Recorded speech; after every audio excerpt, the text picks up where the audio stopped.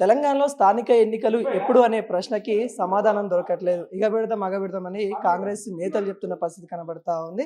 BC రిజర్వేషన్‌కి సంబంధించిన 42% reservation కూడా సాధించిన తర్వాతనే పెడతామని ఒక మాట చెప్పిర్రు. ఇప్పుడేమో స్థానిక ఎలక్షన్స్ పార్టీ పరంగా ఇస్తామనుకుంటా చెప్తున్న పరిస్థితి కనబడతా ఉంది.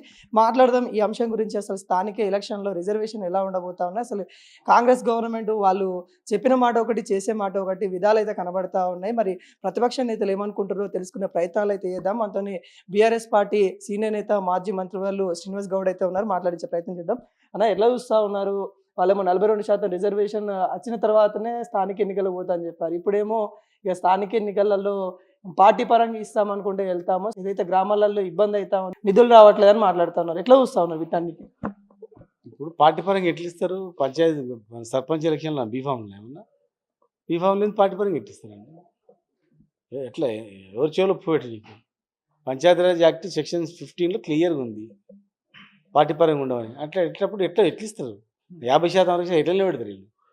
అంటే నిలబడిన వాళ్ళందరూ మొత్తం మేమే నిలబెట్టినామని చెప్పండి, 100% ఇచ్చినామని చెప్పండి. ఇదే పెద్ద మోసం అంతా. మొదటి నుంచి కూడా ఇవ్వాలని లేదు వాళ్ళకు, ఏదో ఎలక్షన్స్ గురించి చేస్తున్నారు. ఇప్పుడు జూబ్లీహిల్స్ ఎలక్షన్ గెలిచింది కదా, ఈ వేవ్ ఉంది అన్నట్ల, ఈ వేవ్లో మనం కొట్టేయాలన్నట్టు ఇది బీజేపీ కాంగ్రెస్ ఆడుతున్న నాటకం. కిషన్ రెడ్డి గారు నిన్న చెప్పింది, ఏం చెప్పారంటే గ్రామాలు కుంటుపడుతున్నాయి. మరి కుంటుపడుతున్నాయి ఎలక్షన్ పెట్టింది. కుంటుపడుతున్నాడు కిషన్ రెడ్డి గారు చెప్పింది, ఎలక్షన్ పెట్టింది. నిజంగా ఎన్ని వస్తాయి? 3,000 కోట్లు అంటారు కదా. లిక్కర్ అమ్మిన డబ్బులు, అప్లికేషన్ అమ్మిన డబ్బులు వచ్చినాయి 3,000 కోట్లు. మీరు ఆ గ్రామాల నుంచి వచ్చిన పైసలు ఇవన్నీ పైసా గ్రామాలు డెవలప్ చేయండి. మరి 3,000 కోట్లు కాంగ్రెస్ పార్టీ ఆలోచిస్తా ఉంది అంటే స్థానిక ఎన్నికలకు పోవాలంటేనే ఆలోచిస్తుంది. ఎందుకని అంటే ఏమంటారు?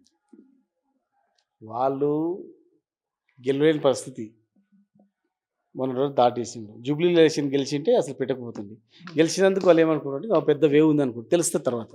అంటే లేదంటారా జూబ్లీహిల్స్ బై ఎలక్షన్ ఎఫెక్ట్ ఏమన్నా గ్రామాలలో ఉండదంటారా? జూబ్లీహిల్స్ వేరు, అది వేరు. గ్రామాలది వేరు. గ్రామాలు పెట్టించుకుంటే మీకు తెలుస్తుంది.